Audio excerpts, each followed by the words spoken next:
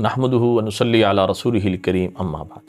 ہمارے ایک دوست نے مسئلہ پوچھا کہ بیوہ کو وراثت میں حصہ ملے گا؟ وہ بیوہ کہ جس نے آگے نکاح کر لیا ہو تو پہلے خامد کی وراثت سے اس کو حصہ ملے گا یا نہیں؟ مسئلہ یہ ہے، ایک بات ذہن نشین کر لیں، جس کا خامد فوت ہو جائے اس عورت کو کہتے ہیں بیوہ۔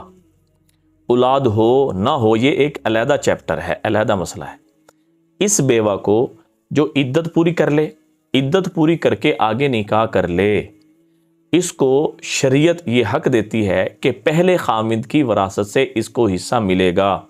دنیا کا کوئی قانون، کوئی شریعت اس بیوہ کو جس نے عدت پوری کر کے آگے نکاح کیا ہے پہلے خامد کے وراثت سے حصے سے محروم نہیں کر سکتا، کوئی قانون، کوئی شریعت۔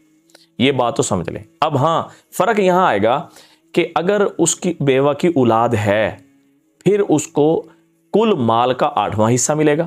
مطلب 8 لاکھ روپے ہوں تو 1 لاکھ روپیہ، 8 لاکھ روپے ہوں تو 8واں حصہ بنتا ہے 1 لاکھ روپے، تو اس کو 1 لاکھ روپے ملے گا۔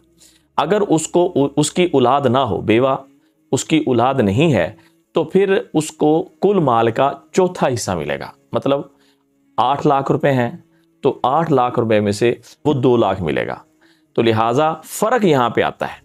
لیکن وہ حضرات توجہ سے سن لیں کہ جو اس بات پہ دشمنی نکال رہے ہوتے ہیں کہ یہ بیوہ تھی، اس نے آگے نکاح کیوں کیا، اس وجہ سے ہم اس کو وراثت میں سے حصہ نہیں دیں گے، تو وہ لوگ اللہ کے بھی مجرم ہیں اور اللہ کے نبی اور شریعت کے مجرم ہیں۔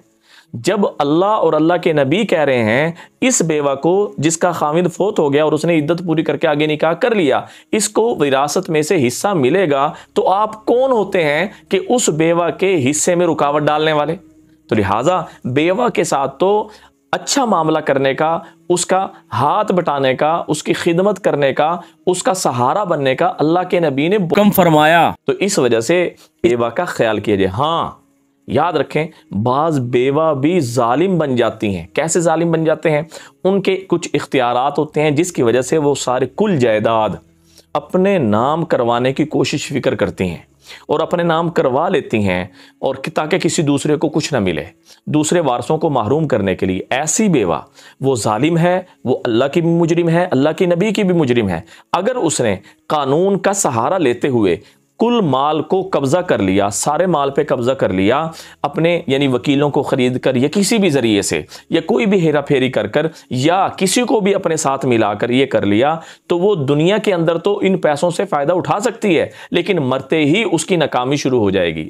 خدا کے لیے اگر کوئی اس مسئلے کے اندر مبتلا ہے وہ توبہ کرے، جس کا جو حصہ ہے وہ اس کو دے دے۔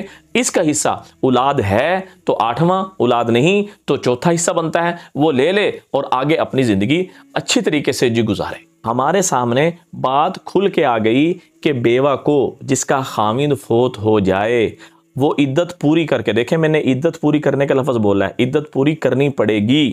عدت پوری کر کے آگے نکاح کر لے تو پہلے خامد کی وراثت میں اس کو حصہ ملے گا۔ دعاؤں میں یاد رکھیں۔ السلام علیکم ورحمۃ اللہ وبرکاتہ۔